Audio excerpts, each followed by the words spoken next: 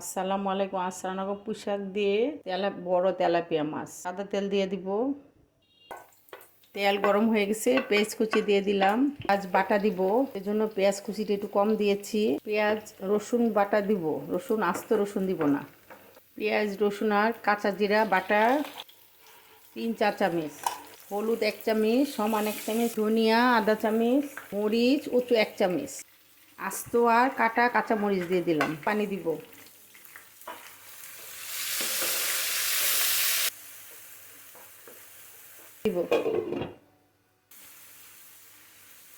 পুঁইশাকের ডাঁটাগুলো দিয়ে দিব। 2টা নতুন আলু দিয়ে দিলাম চিকন করে কেটে। আলু দিলে পুঁইশাকের যে একটা তিতা ভাব থাকে সেটা আলুতে চলে আসে, ব্যালেন্স হয়ে যায়, তখন আর পুঁইশাকটা একটু তিতা লাগে না, সেজন্য একটু আলু দিয়েছি। লবণ পরিমাণ মতো। ঢেকে দিব। কত বড় তেলাপিয়া মাছ।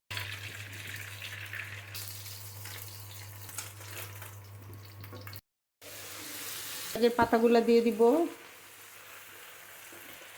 অর্ধেক পাতা দিয়ে একটু নেড়ে দিব, বাকি অর্ধেক পাতা দিয়ে দিব। এটা আমার ছাদের পুঁইশাক, জন্য সাথে কয়টা আলু পাতা ছিল, সেটাও মিষ্টি আলু পাতা, সেটাও দিয়ে দিয়েছি পুঁইশাক পাতার সাথে। ঢেকে দিব। একটু উল্টিয়ে দিব। দেখেন কত কমে গেছে পাতাগুলা, অল্প হয়ে গেছে।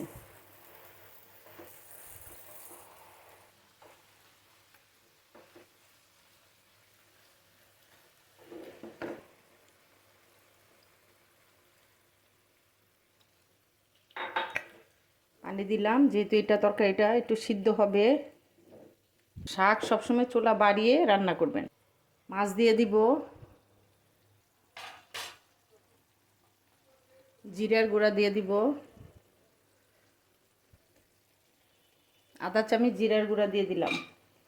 জিরার গুঁড়া ঢেকে দিব। পুঁইশাক আলু সব সিদ্ধ হয়ে গেছে। লবণটা দেখব, লবণ ঠিক আছে, আর কোনো কিছু দিব না। দেখেন কত লোভনীয় একটা রান্না। এইভাবে আপনারা তেলাপিয়া মাছ দিয়ে পুঁইশাক রান্না করবেন। চিংড়ি মাছ ইলিশ মাছ থেকেও মজা হয় তেলাপিয়া মাছ দিয়ে। বড় তেলাপিয়া মাছ দিয়ে পুঁইশাক আমার মতো করে রান্না করবেন, আর খুব মজার একটা রান্না। আমার রান্নাগুলো যদি আপনাদের ভালো লাগে, লাইক কমেন্ট শেয়ার ও সাবস্ক্রাইব করবেন। আল্লাহ হাফেজ। একবার হইলেও রান্না করবেন এই বড় তেলাপিয়া মাছ দিয়ে পুঁইশাক। আর পুঁইশাক রান্নার সময় চুলাটা বাড়িয়ে দিবেন, তাহলে কালারটা সবুজ থাকে।